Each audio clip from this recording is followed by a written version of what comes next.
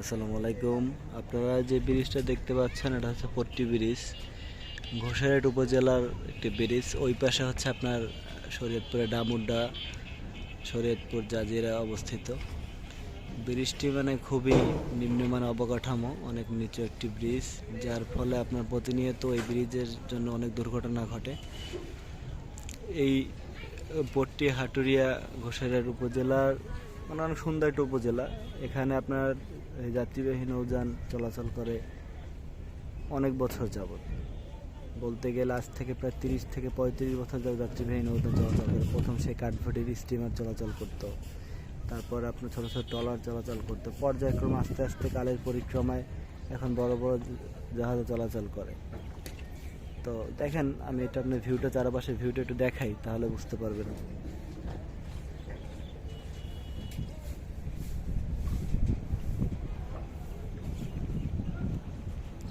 অনেক সুন্দর একটি জায়গায়, কিন্তু আমি যেই জন্য ভিডিওটা করছি সেটা হচ্ছে এই সমস্ত ব্রিজ, এই যে ব্রিজটা যে দেখছেন পট্টি ঘোষেরহাট বাজারের সাথে ওই পাশটাতে, ওই ব্রিজের যে এখন সামনে যে পাশটা দেখতে পাচ্ছেন ওই পাশটাতে আছে কোদালপুর, আপনার মাইজারা, মানে একদম আপনার সেই ঈদগাহ ফেরিঘাট ঈশানবালার সাথে যুক্ত। আর এই পাশটা আপনার হাটুরিয়া, আবুপুর, মুলাদি, এই পাশ দিয়ে ব্রিজ ব্যবহার করে মিরধারাট খেয়াপাড়া যাওয়ার ব্যবস্থা আছে। বিষয় হচ্ছে ব্রিজগুলো খুবই নিচু, এই জন্য মানে যাত্রী পরিবহন বা বড় ধরনের বড় হাইটের যে জাহাজগুলো চলাচল করে খুবই সমস্যায় পড়তে হয় এই ব্রিজের জন্য।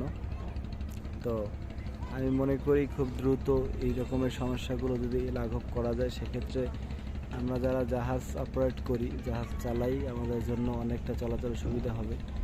দেখেন, এই যে পানির যে এখন বর্ষার মৌসুম আসতেছে সামনে, এই যে এই যে এই ব্রিজের যে পিলারটা আমি জুম করে দেখাচ্ছি, এই ব্রিজের পিলারের প্রায় আপনার ওই যে খোপটা দেখতে পাচ্ছেন, দুইটা খোপ, চারকোনা, অর্ধেকের প্রায় নিচের ওই যে ব্রিজে কাপ দেখা যায়, কাপ ভরেও একদম অর্ধেক হয়ে যায়। সেক্ষেত্রে তখন আপনার যে নৌযানগুলো চলাচল করে তাদের এই ব্রিজ পাস হতে খুব সমস্যায় পড়তে হয়।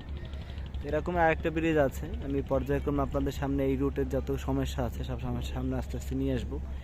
এরকম আরেকটা ব্রিজ আছে, ওই পাশে হচ্ছে মাইজারা, ওটা সাইক্ষা বা কুচাইপট্টি ইউনিয়নের ভিতর পড়েছে সামনে যে ব্রিজটা। ওই ব্রিজটা আমি একদিন আপনার সামনে নিয়ে আসবো, তাহলে বুঝতে, ওটা আরও নিচা। তো এই রুটে নৌযান পরিচালনার ক্ষেত্রে এরকম ব্রিজ মানে সব থেকে বড় প্রতিবন্ধক তৈরি করে। তো আমরা যারা জাহাজ চালাই আমরা ভালো বলতে পারবো, আমার সাথে তারাও একমত হবে এই ব্রিজগুলো কতটা সমস্যায় পড়ে।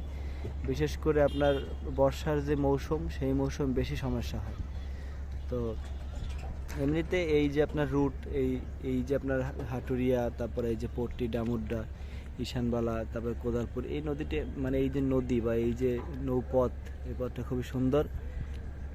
তো এরকম ভিডিও আরও যদি দেখতে চান বা আরও যদি ভালো লাগে আপনাদের, আমার গঠনমূলক, উপদেশমূলক কমেন্টস করবেন। যদি খারাপ কিছু দেখেন সেটা ভালো বললে সেটা বলুন, আর ভালো করার চেষ্টা করব। লাইক কমেন্ট করবেন, লাইক কমেন্ট করলে মোটিভেট হই, ভিডিও তৈরি করতে আগ্রহ বাড়ে।